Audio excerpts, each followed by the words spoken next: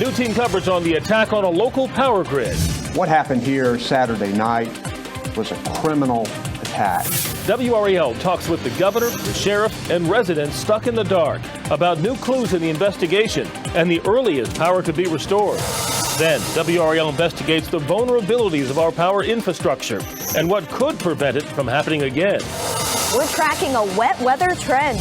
I'll outline which day has the best chance for rain and the huge temperature jump into the 70s.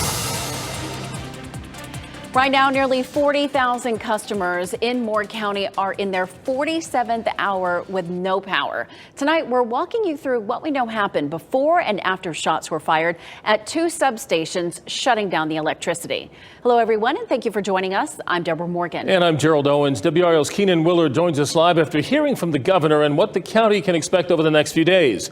Gilbert Bays spoke with people trying to adjust to life without power in December. Cullen Browder is investigating what security measures could have been in place to prevent this from happening. And Mark Boyle is in the WRAL Live Center watching the power outage map.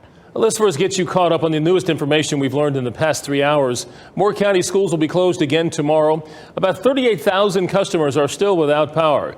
We've also seen the community come together as the Red Cross and local businesses begin providing resources like food and water to people who need it. Keenan Willard begins our live team coverage now in Moore County after hearing from both local and state leaders about what happened. Keenan? Well, Deborah, the common theme throughout the day, the multiple meetings we've gone to, is that there are just some questions investigators are not ready to answer yet. But we've heard from multiple local, state, even the governor, these elected officials talking about really condemning this action, saying that steps need to be taken to make sure that this never happens again. Day 3 in the dark in Moore County, where community members called on the board to condemn Saturday night's two attacks on the grid, which Duke Energy says happened within 1 hour of one another. Several did so. Absolutely condemn this act. It was an assault on everybody in Moore County, everybody on the East Coast of the United States, and I don't think it will end out very well for the individual or individuals. Duke Energy says around 38,000 households could remain without power through Thursday. This afternoon, the governor came to Carthage for an update with investigators. Cooper says this type of attack shows a new kind of threat for North Carolina. I'm always concerned about critical infrastructure, and I think we certainly need to learn from this incident as to what we may need to do, because these kinds of things cannot happen. The Moore sheriff declined to say what kind of weapon was used to shoot the power stations or what type of motive they suspect. But he doubled down on this being a targeted, intentional attack on the community. The individual that done the damage knew exactly what they were doing to cause the damage and cause the outage that they did. Now, one bright spot that came out of this press conference just about 2 hours ago, you all mentioned that the Red Cross is here trying to provide some humanitarian support for those affected by these power outages. Duke Energy announced they are contributing $100,000 to help organizations help people in need right now. Deborah? Keenan Willard, thank you for that live report. We want to go now to Gilbert Bays. He is also live in Moore County. And Gilbert, you spoke hours today with people who lost their power. This has been a tough couple of days for them. Yeah, that's right, Gerald. You can look behind me. You see this building has power here. This is the law enforcement center. They've got a generator, but most people weren't so lucky. This thing really blindsided everybody. It's not like a hurricane where you have a couple of days to prepare. Right now in parts of Moore County, you can't get any food, you can't buy any gas, and it's very hard to stay warm. Now, I talked with the sheriff early today. He says he's not slept well since this all started, and he's not going to rest until whoever did this is brought to justice. Thousands remain without power in Moore County, where neighbors are helping each other through the hardship. And Peterson is one of the lucky ones. She has a generator. I've tried to keep making soups and meals and hot tea and coffee and providing neighbors with some of those just basics that they need, but there are people who are without. Sheriff Ronnie Fields doesn't think the outage is connected to the drag show Saturday night at the Sunrise Theater in Southern Pines, but he's not ruling it out. Right now, he says the focus is on restoring power and keeping law and order from potential looters in Southern Pines. Last night, I think they had several attempted B&Es. They did have one break and enter and got into the Dollar General, and some items were stolen out of there. Gun store was attempted again last night. The FBI and other agencies have joined the investigation. Fields isn't ready to call this an act of domestic terrorism. You've been in law enforcement 40 years. Give me your gut on what this is. It's scary. We're facing things today that I'd have never thought in my lifetime we would be facing. And it is about law and order right now. There is a curfew, Gerald, that is in effect. It goes into effect from 9 o'clock until 5 tomorrow morning. Gilbert Bays live in Moore County. Thank you, Gilbert. Well, the power went out about 40 minutes into a drag show that drew protests in Southern Pines. Durham-based performer Naomi Dix addressed the crowd outside the Sunrise Theater before the show Saturday night. You can see a police presence separating protesters from supporters of the Downtown Divas show organized by Sandhills Pride. The event started with enhanced security due to threats in the weeks leading up to this show. The show even went on when the power went out, using cell phones to light up the theater. And we will not have our voices silenced. And this is a way for us to speak up and speak out by making sure that we continue the fight and make it stronger. The Moore County Sheriff says investigators have not been able to tie the power outage to the opposition to the drag show. Coming up on WRAL News at 7, we hear from a woman who was in the audience when the power went out and feared it was an attack. Well, the power is still out for tens of thousands of people in the area right now. Mark Boyle's in the WRAL Live Center tracking those outages for us. Mark?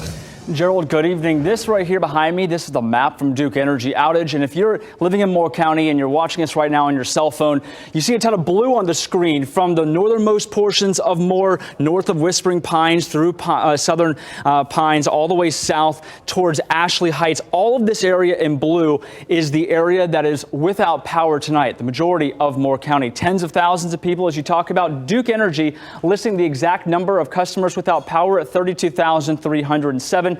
For a context here and perspective, the total customers served by Duke, just over 47,000, so the majority of their customer base. This is also new and key information right here. The estimated time of restoration, Thursday morning at 11:45. So that is something that we've seen. They talked about Wednesday into Thursday. Right now, Duke has this pegged on Thursday morning when full restoration happens. But of course, that could change. We'll keep you updated as new information continues to come in on this major outage here tonight. They are making progress. That's good to see. Mark, thank you. Well, we now want to go now to WRAL Investigates Cullen Browder, who is looking at how this could have happened and what can prevent it from happening again. Cullen? Deborah, this afternoon, Governor Cooper said it. We need to take a hard look at the vulnerability of our power grid. We focused on Moore County, but just last month, vandalism to a Carteret County substation also caused outages. One industry expert tells us security should be a higher priority since a high-profile shooting 9 years ago. Snipers using AK-47s attacking a California power station in the dead of night. 2013, sparks fly from a sniper's rifle shooting up the Metcalf substation in San Jose, California. The attack put the power grid on notice. The biggest takeaway is the grid is still vulnerable. John Wellinghoff, CEO of Grid Policy, Inc. and former head of the Federal Energy Regulator Commission, says industry guidelines shifted to surround substation with walls or at least block the view of transformers.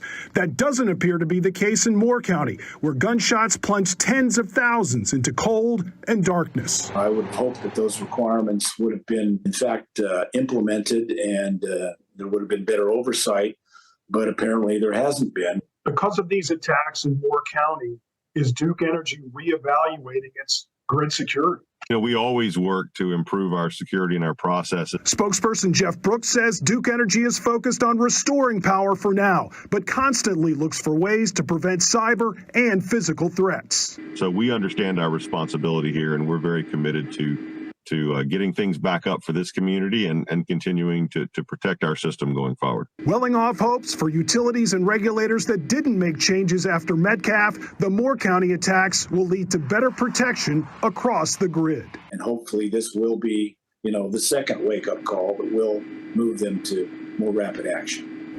And by the way, no one was ever caught in that Metcalf attack. In the Moore County case, there's a specific federal statute regarding destruction of an energy facility. It carries a sentence of up to 20 years in prison for damages over $100,000 or life in prison if there's a related death. Deborah. A lot to keep following on this story, and we will continue to do so. For now, Colin Browder, thank you. Yeah, good thing the weather is going to be relatively moderate for December, but we do have rain on the way tonight. Meteorologist Kat Campbell joining us from the WRAL Severe Weather Center with when and where we can see the rain. Kat? Well, it's going to gradually move in the form of just some sprinkles overnight, better rain chances during the day tomorrow, and that's because this warm front is going to be lifting into North Carolina. With it, we've got the warmer air coming our way. It's going to be 10 to 15 degrees warmer tonight than it was last night, which is good news. The downside, though, is that we could be dealing with some light rain showers overnight. Mainly after midnight tonight would be the timeline for the light showers. Tomorrow morning, about a 40% chance for rain during the morning commute. I'll show you the hours with the best chances for rain on Futurecast coming up. All right, Kat, we'll see you in a few minutes. Thank you. Companies are tracking you across websites as you do your holiday shopping. Still ahead, 5 on Your Side finds out how to keep your information safe and what those companies are watching for.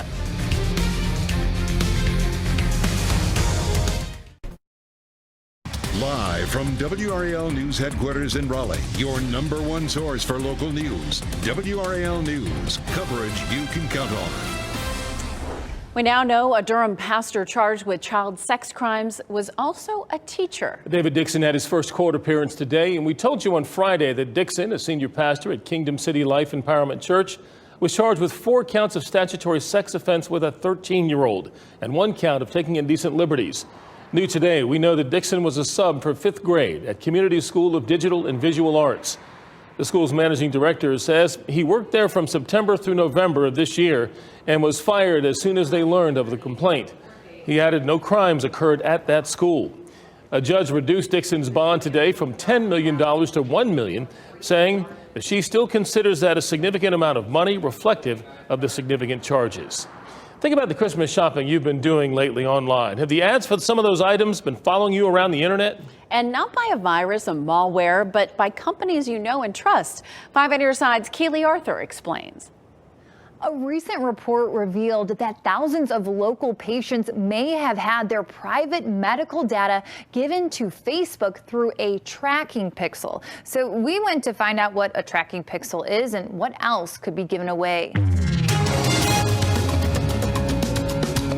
Alex Ondrick got this letter from WakeMed in October, warning him that some of his medical information may have been sent to Facebook. Interestingly, my mother also got the letter. My stepdad got the letter. I have several friends that got the letter. A news outlet called The Markup found that WakeMed and Duke University Hospital were using a tracker on their websites called the Metapixel. A pixel like the millions of pixels that create the picture on your TV or computer screen. Those pixels can also be used to house code, to house information. Former CIA cyber threat analyst Clark Walton says that code gathers detailed information about your browsing habits, user preferences, and what you click on. The owner of the pixel, such as Meta, gets that raw data. The information is then boiled down to marketing data and sent to the owner of the website. The technology is not specific to Meta, certainly. Could be anybody. These pixels are on websites of all kinds, created and used by companies big and small. They're invisible, and you don't get the option to block them like you do with cookies. There's not necessarily, to my knowledge, a way to opt out of if you go to a private website that's using that pixel technology. In the markups reporting, various hospital websites were sending information about patients' medications, allergies, and even sexual orientation. In a statement to 5 on Your Side, Duke health officials say their investigation determined patients' protected health information was not transmitted from their site. I reached out via email, expressed my concern. Ondrick went in search of answers and got a call from WakeMed's chief compliance and privacy officer. Even in my conversations, I still don't have a warm fuzzy on what all was transmitted in error or if there was a misconfiguration. I don't really know. Clark says any misconfiguration should have been caught when the Pixel was installed, and for WakeMed, that was back in 2018. They should be testing it and customizing it. WakeMed, Duke, and Meta are all being sued over this Pixel issue. Gary Jackson filed one of the suits and says WakeMed violated HIPAA by not getting consent from patients to share this data. There was a benefit to WakeMed, no benefit to the patient, and worse, no knowledge by the patient. It's likely patients like Andrik will have to wait until the court battle plays out to fully understand how much of their medical history has been compromised. I have a lot of questions, and as a consumer, I want to make sure my data is private and safe and safeguarded. To protect your data, experts say to treat your web browser as if you're in a crowded restaurant and everyone can see it. Know that even secure sites could be giving your data away to third parties. And check out the web browser Brave. It claims that it blocks trackers by default and will never save your private information. Keely Arthur, 5 on your side. WakeMed and Duke declined interviews for this story, yet both say they have stopped using Metapixel. We have learned UNC Health at one point did use Metapixel, but they tell us it wasn't used anywhere near patient information and where that was stored, such as MyChart. I want to talk about the weather now as you look live at Memorial Auditorium in downtown Raleigh. Gorgeous shot there on this cloudy night. Kat, the clouds provide a nice backdrop for all the towers that we just lit recently. I know they're looking beautiful outside tonight. It's cool, but it's certainly not going to be as cold as it was last night. And I think our low temperatures will occur fairly early on tonight, with them going up, and that's thanks to the warm front on the way. 48 degrees right now in Rocky Mount, about 50 degrees here in the Triangle. The towers looking beautiful in Rocky Mount, Durham, and Raleigh this evening, lighting up the sky. Your forecast lows for tonight: 45 in Raleigh, 44 Durham, 49 in Fayetteville, 46 degrees in Southern Pines. So we're talking 10 to 15 degrees warmer than we were last night. Certainly good news, given that folks are still without power in Moore County in spots. But it's still going to be cool early on. But by daybreak tomorrow morning, this warm front will be draped across North Carolina. With it, it's going to bring the band of showers. So we have the potential for some scattered showers. It's not going to be a washout kind of a day. The clouds already here, but the showers will come next, and we'll have that chance overnight and into tomorrow. Tomorrow is one of our better chances for rain this week. Still a small chance for rain tomorrow night and even into early Wednesday. But by Wednesday night and Thursday, rain chances begin to go down. So let's take a look at how much rain we could see over the next 5 days. We expect this front to lift to the north and get stuck in Virginia. So I think the greater rainfall potential appears to be near the Virginia line. That's where there could be half an inch to an inch of rain over the next 5 days. From Raleigh north, a quarter of an inch to half an inch. But south of Raleigh, it's likely a quarter of an inch of rain or less. And anything that you would see tomorrow morning during the morning commute would likely be on the light side. You can see it's just light green that we're seeing. It's going to be patchy light rain out there. Not a washout for the morning commute, but I think there will be some rain. So check in with meteorologist Elizabeth Gardner before you head out of the house. By lunchtime tomorrow and into the early afternoon, that's going to be the time frame with the best chance for rain as this band moves through the area. But once we get to 5, 6 o'clock, I think we should see a lull in some of the rain across the area, and then just a few sprinkles could linger even into tomorrow night. Bottom line here, even though you see all the rain icons tomorrow, there will be a chance each hour during the day. It's not going to rain all day. But you are going to want to bring have your kids bring their umbrella or a raincoat with them to school tomorrow. We're back up to 60 tomorrow. Many areas, including the Triangle, should get into the 70s by the middle of the week. We will see a range in temperatures, though, from Roxborough all the way to Fayetteville, and I'll have more on that coming up on WRAL News at 7. Bottom line here, though, milder temperatures up until the weekend, so try to enjoy the 60s and the 70s while we've got them in December. A few more like spring. Thank you, Kat.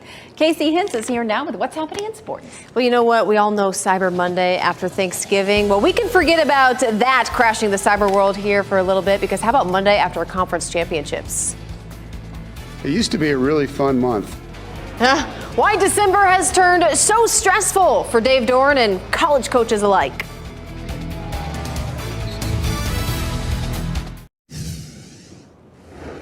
Buckle up, folks. The transfer portal window is open, and one of the biggest names to hit today was NC State quarterback Devin Leary. He tossed 62 touchdown passes during his time at State, including 35 last season, setting a single-season record for the Pack. Now, all total, 6 ACC quarterbacks who were starters when the season began entered the transfer portal today and are all now looking for new teams. It's all part of this new era of college football, and coaches like Dave Doran and Mac Brown are quickly having to adapt. It used to be a really fun month. But now December doesn't just mean prepping for bowl games. It means the early signing period for high school players and, oh yes, the ever-growing transfer portal. Roster management's a disaster. I mean, there are no breaks. I mean, it's, for me anyway, it's the busiest month of my year. Everything changed last year when players no longer had to sit out a season after transferring. More than 3,000 FBS players transferred last season. That number should only grow this year. I really worry about in the future high school recruiting not being as important as transfer portal recruiting. NIL is the other factor. Team collectives can offer players more NIL money to transfer to their school. It's one of the biggest concerns I've got for college football. And we had guys that were people tried to buy off our team last year, and they just stayed here. And I hate the fact that kids are just being absolutely bought off campuses. And I don't know how you stop it. While many coaches want more regulation from the NCAA, the portal has its positives. I want them to play too. I want them to have a good career and be happy. And if I tell him you're still going to be third and he can go be first for someone else, I'm going to help him. Well, the Carolina Panthers helped out Baker Mayfield. Actually, it was mutual. He requested to be released, and the Panthers honored it this morning. He went 1-5 as a starter in Carolina. He had a career low 57.8 completion percentage. He ranked dead last in the NFL in QBR. The teams do have until tomorrow at 4 p.m. to pick him up on the waivers. Then he becomes a free agent. They would have to pay $1.4 million for Baker Mayfield. Remember how excited we were when he was coming to the Panthers? I know, these seasons are so weird, right? The highs and the lows, and Right. I didn't see him leaving, though, halfway through the season, but here we are. That's those off-season glasses. Everything looks pretty as You say it all the time, Joe. Thank you, Casey. And thank you for joining us. We're just minutes away from NBC Nightly News. Tonight, the slow flow of lava that can't be stopped. What's being threatened by this slow-moving molten lava? And tonight at 7 here on WRAL, we're tracking new reaction to the power grid attack in Moore County. We'll see you at 7.